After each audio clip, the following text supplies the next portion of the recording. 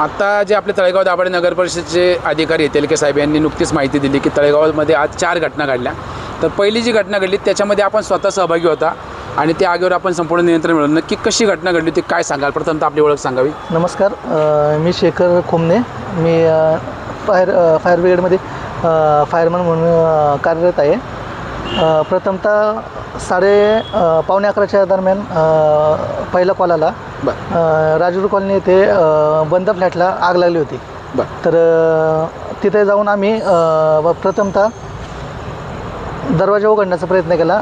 दरवाजा लॉक असल्याकारणाने तो उघडला नाही. त्याकरता आम्ही प्रथम टेरेसवर गेलो.